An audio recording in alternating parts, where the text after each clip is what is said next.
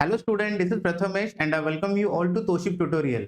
आज के इस वीडियो में हम लोग डिटेल में अंडरस्टैंड करेंगे selective repeat ARQ, that is automatic repeat request. So data link layer जिसको हम लोग पढ़ रहे हैं, उस डेटा लिंक लेयर के दो मेजर रिस्पॉन्सिबिलिटी थे। एक रिस्पॉन्सिबिलिटी था एरर कंट्रोल, दूसरा रिस्पॉन्सिबिलिटी होता है फ्लो कंट्रोल। फ्लो कंट्रोल मतलब क्या होता है कि एट अ टाइम कितने फ्रेम्स भेजने हैं सो दैट जो ट्रांसमिशन हो रहा है वो एरर फ्री होना चाहिए। ओके, सुनने के लिए कंसेप्ट बहुत अच्छे लगते हैं, लेकिन एक्चुअल प्रैक्टिकल इंप्लीमेंट करने जाते हैं तो बहुत सारी डिफिकल्टीज आती है इसके अंदर। ओके, एनीवेज, तो हमने क्या अंडरस्टैंड किया है, हमने ऐसा अंडरस्टैंड किया है कि जब भी फ्रेम ट्रांसमिट होते हैं तो आइदर वो जो चैनल है जिसके थ्रू वो ट्रांसमिट होंगे, वो चैनल आइदर नॉइजी हो सकता है या नॉइजलेस हो सकता है। ओके, उसके हिसाब से हमने बहुत सारे टेक्निक डिस्कस किए। ओके, वी अंडरस्टूड कि what is stop and wait, कैसे एग्जैक्टली काम करता है अगर नॉइसलेस चैनल है तो। ओके, हमने गो बैक एन को भी अंडरस्टैंड किया है। फाइन, तो ये सारे जो टेक्निक्स है इसके अंदर वन बाय वन जब अंडरस्टैंडिंग करते आए तो एक टेक्निक उसका डिसएडवांटेज वो ओवरकम करने के लिए दूसरा टेक्निक, फिर उस टेक्निक का डिसएडवांटेज फिर उसको ओवरकम करने के लिए तीसरा टेक्निक। फाइनली हम लोग ऐसे टेक्निक पे आ चुके हैं जो एक as a reference technique consider किया जाएगा कि हाँ ये बेस्ट टेक्निक हो सकता है, ऐसा हम लोग बोल सकते हैं। Okay, so this video will be dedicated for your selective repeat. Okay, देखो नाम क्या बोल रहा है, यहाँ पे मैं बोल रहा हूँ कि it's selective repeat ARQ। Now when we call it as selective repeat, इसका मतलब क्या होता है, कुछ एक सिलेक्टेड फ्रेम्स होंगे जिसको रिपीट करना है। देखो सिलेक्टेड फ्रेम्स को रिपीट करना है। ओके, मैं एक बार वापस से गो बैक एन को अंडरस्टैंड करूंगा, जहां से उसका डिसएडवांटेज डिस्कस करेंगे, फिर सिलेक्टिव रिपीट के लिए जाएंगे। ओके, लेकिन what is the target. Okay, एक मेरे पास अगर सेंडर है, एक मेरे पास अगर डेस्टिनेशन है, इन दोनों के बीच में अगर मैं फ्रेम ट्रांसमिशन कर रहा हूं, ओके, सपोज फर्स्ट फ्रेम मैंने भेज दिया तो मुझे एक फ्रेम के लिए ही एक्नॉलेजमेंट आ रहा है। वन मेथड हो सकता है। ओके, जब तक एक्नॉलेजमेंट नहीं आता तब तक मैं आगे के फ्रेम्स नहीं भेजूंगा। प्रॉब्लमेटिक सिचुएशन, इतना कौन वेट करेगा। ओके, फिर आपने विंडो वाला टेक्निक अंडरस्टैंड किया, जहां पे आपने एज पर विंडो साइज, जितना विंडो का साइज है उतने फ्रेम्स आपने ट्रांसमिट कर दिए। ओके, फिर आप वन बाय वन क्या कर रहे हो, जैसे एक्नॉलेजमेंट आता है तो एक एक फ्रेम, एक एक्नॉलेजमेंट आया तो नेक्स्ट फ्रेम भेजा, दो एक्नॉलेजमेंट आ गए तो दो नेक्स्ट फ्रेम भेज दिए। ओके, यहाँ पे हमने क्या अंडरस्टैंड किया है, यहाँ पे हमने अंडरस्टैंड किया है कि अगर फ्रेम कहीं पे लॉस्ट होता है तो क्या होगा। ओके, आ जाते हैं वापस एक बार गो बैक एन पे। ओके, लास्ट लेक्चर जो हमने गो बैक एन पे किया था उसी का ये डायग्राम है। इसी डायग्राम को मैं एक बार वापस रिपीट कर रहा हूं। ओके, आपने क्या डिसाइड किया कि आपके पास टोटल 10 फ्रेम है। आपके पास कितने हैं, 10 फ्रेम है। फाइन, आपने फिर बोल दिया कि मेरा विंडो साइज जो मैंने फाइनल किया है वो है 4 का। विंडो साइज कितना है, 4 का। 4 का विंडो साइज क्या इंडिकेट करता है कि जो स्टार्टिंग के 4 फ्रेम्स है, आउट ऑफ 10 फ्रेम्स मैंने एज पर विंडो साइज 4 फ्रेम्स पहले ट्रांसमिट कर दिए। ओके, जैसे मैं फ्रेम ट्रांसमिशन स्टार्ट कर देता हूं, इमीडिएटली उसके साथ मैं एक टाइमर सेट करता हूं, वेट करता हूं एक्नॉलेजमेंट आने के लिए। ओके, चलो 4 फ्रेम ट्रांसमिट हो गए, उसमें से जो 0 नंबर का फ्रेम है उसका एक्नॉलेजमेंट आ गया। ओके, जैसे एक एक्नॉलेजमेंट आ गया मेरा विंडो एक से शिफ्ट हो गया। Now the new window is what, 1 2 3 4। Okay, देखो विंडो के लेफ्ट हैंड साइड में जो दिख रहा है वो फ्रेम्स टू बी ट्रांसमिटेड है। विंडो के अंदर जो है वो frames which are currently transmitted, and window के राइट हैंड साइड में जो है वो फ्रेम्स विच आर एक्नॉलेज। ऐसे हम लोग इसको डिफरेंशिएट कर सकते हैं। ठीक है, तो जैसे एक्नॉलेजमेंट 0 आ चुका था, मैंने नेक्स्ट फ्रेम, फ्रेम नंबर 4 भी ट्रांसमिट कर दिया। Okay, now what happen, acknowledge 1 जो आना चाहिए था वो उसके टाइम तक नहीं आया। ओके, एक्नॉलेजमेंट 1 नहीं आया, इसका मीनिंग क्या है, कहीं पे तो एरर आ चुका है। और जैसे उसको पता चला कहीं पे तो एरर आ चुका है, उसने उसके करंट विंडो के अंदर जितने फ्रेम्स थे, ओके देखो एक्चुअली स्पीकिंग प्रॉब्लम किसमें था, एक्नॉलेजमेंट 1 फ्रेम नंबर 1 के लिए प्रॉब्लम था, लेकिन बिकॉज ऑफ दी कंसेप्ट, जो गो बैक एन का कंसेप्ट है, वो उसके अंदर, उसके विंडो के अंदर जितने फ्रेम्स है उन सारे फ्रेम्स को वो क्या कर देता है, रीट्रांसमिट कर देता है। ओके, अभी 4 नंबर का फ्रेम ऑलरेडी ट्रांसमिट किया था, 2 नंबर का फ्रेम ऑलरेडी ट्रांसमिट किया था, 3 भी किया था। ओके, ये सारे रिसीव्ड भी हुए हैं, रिसीवर के पास में भी प्रॉपरली रिसीव्ड हुए हैं, लेकिन अगर सेंडर ये वापस भेज रहा है तो वो उसके पहले के जो फ्रेम्स होते हैं उसको वो डिस्कार्ड कर देता है। यहाँ पे अगर मैं देखा जाऊं तो मैं बैंडविड्थ को अच्छी तरीके से यूज नहीं कर रहा हूँ, सिस्टम को भी अच्छी तरीके से यूज नहीं कर रहा हूं। Okay, what will be the best solution? इसका बेस्ट सॉल्यूशन क्या हो सकता है? जिस फ्रेम में प्रॉब्लम है, जिस फ्रेम में एरर है, बस उसी फ्रेम को रिट्रांसमिट कर दो। ये एकदम सिंपल सा सॉल्यूशन है। ओके, देखो 4 में से अगर एक में ही प्रॉब्लम था तो 4 को क्यों ट्रांसमिट कर रहे हो? जिसमें प्रॉब्लम है उसी को क्या कर दो, आप ट्रांसमिट कर दो। Best way, best solution. Okay, तो इसको हम लोग कंसीडर करते हैं a technique called as selective repeat ARQ, automatic repeat request. Okay, एकदम इजी कंसेप्ट है, जैसे मैंने बोला वही है, वही डिस्कस करना है। ओके, तो basically it is a enhanced version of go back N. पूरा का पूरा कंसेप्ट गो बैक एन का ही है। पूरा कंसेप्ट जो गो बैक एन करता है वही ये भी करेगा। ओके, सिर्फ एनहांस्ड वर्जन है, इसका मतलब उसके जो डिसएडवांटेज है उस पे काम करेगा। Okay, then it works on the concept of window. Important है, विदाउट विंडो ये काम हो ही नहीं सकता। It works on the concept of window. Okay, तो विंडो के ऊपर काम करता है, जितना करंट विंडो है उतने ही फ्रेम्स के ऊपर वो क्या करेगा, एक्नॉलेजमेंट एंड वेट करेगा। Okay, then suitable for noisy channel. Yes, ये इंपॉर्टेंट है। अगर मेरे पास नॉइज लेस चैनल है तो मैं bus stop and weight use करूंगा, एक फ्रेम भेजूंगा, वेट करूंगा, भेजूंगा, वेट करूंगा। लेकिन अगर नॉइजी चैनल है, करप्शन हो सकता है, फ्रेम्स के अंदर एरर आ सकता है, तो उस टाइम के लिए ये मेरा सुटेबल मेथड है। Okay, now retransmit only those frames which are lost or corrupted। एकदम simple concept, retransmit only those frames which are lost or corrupted। Okay, मतलब जिसमें प्रॉब्लम आया उसी फ्रेम को रिट्रांसमिट कर दो। Okay, now buffering required at both the ends. एक चीज इंपॉर्टेंट है, ये एडिशनल है इसके अंदर। Okay, buffering required. ओके, मतलब 4 फ्रेम्स यहाँ पे है, वही 4 फ्रेम्स वहां पे जा रहे हैं। ओके, तो दोनों साइड में मेरे पास बफर, बफर मतलब क्या होता है, टेम्पररी स्टोरेज। ओके, जिसके अंदर ये फ्रेम्स रखे जाते हैं तब तक एक्सेप्ट नहीं होंगे जब तक ये नहीं पता किया जाता कि इसमें एरर नहीं है।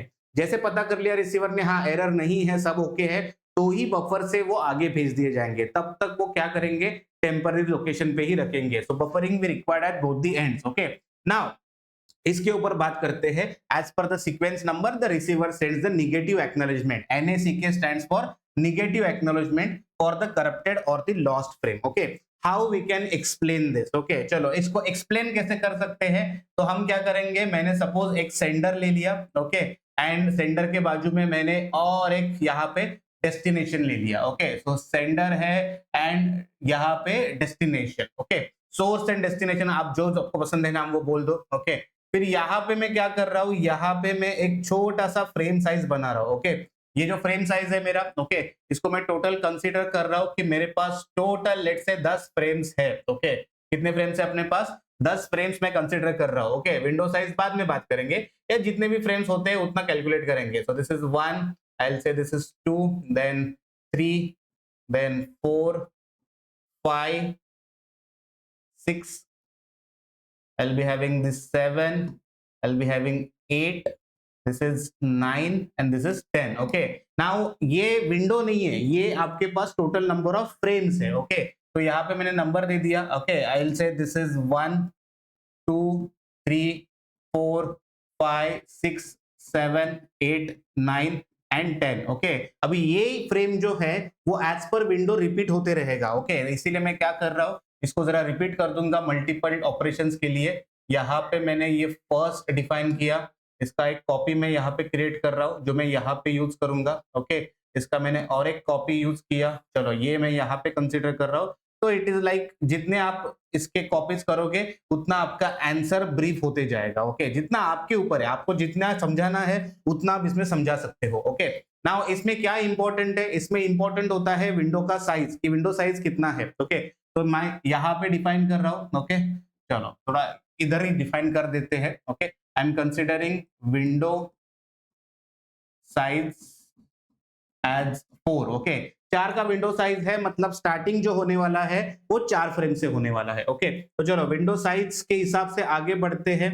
सपोज ये मेरा फर्स्ट विंडो है। Okay, this is my first window जहां से फ्रेम ट्रांसमिशन स्टार्ट होगा। ओके, फ्रेम ट्रांसमिशन मतलब पहले 4 फ्रेम जाने वाले हैं। ओके, पहले 4 फ्रेम जाने वाले हैं, तो I will say frame number 1, then I will say frame number 2, frame number 3 and frame number 4, 4 frames जा चुके हैं। ओके, आई विल से 0 1 2 3। ओके, हर एक के साथ खुद का टाइमर स्टार्ट होगा, वो अलग कंसेप्ट है। यहाँ पे भी जो फ्रेम्स है वो थोड़े टाइम के बाद, ट्रांसमिशन डिले होता है इसीलिए टाइम के बाद रिसीव होंगे।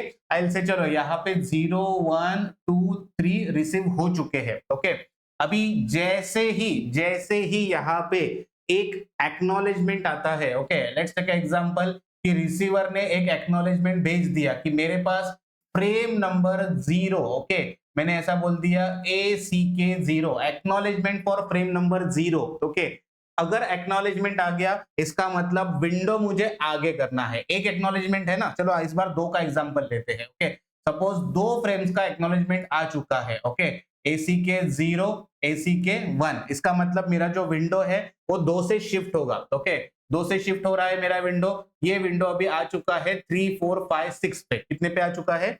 3 4 5 6। ओके, तो 2 3, ओके देखो 0 1 तो रिसीव हो चुके हैं, 2 3 का मैं वेट कर रहा हूं। किसका वेट कर रहा हूं मैं? 2 3 का मैं वेट कर रहा हूं। ओके ओके, यहाँ पे 0 से स्टार्ट किया है और ये नंबरिंग 1 से दिख रहा है, तो हम क्या करते हैं, मैं इसको हटा देता हूं तो आपका कंफ्यूजन नहीं होगा, अदरवाइज आप नंबर्स में कंफ्यूज हो जाओगे। ओके, तो सपोज मैंने बोल दिया फ्रेम 1 2 3 4 ट्रांसमिट हुआ, 1 2 3 4 रिसीव्ड हुआ। ओके, जो फर्स्ट एक्नॉलेजमेंट आने वाला है, ओके आई विल से the first acknowledgement will be basically for acknowledgement is for frame number 1 and frame number 2। okay, हाँ ये थोड़ा बेटर है। ओके, फ्रेम 1 एंड 2 इसका एक्नॉलेजमेंट आ चुका है, विंडो 2 से आगे चला गया, 3 4 5 6 में एक्सपेक्ट कर रहा हूं, जिसमें से 3 4 तो ऑलरेडी ट्रांसमिटेड है। ओके, इसका मतलब नेक्स्ट जो मेरा ट्रांसमिशन होगा वो होगा 5 का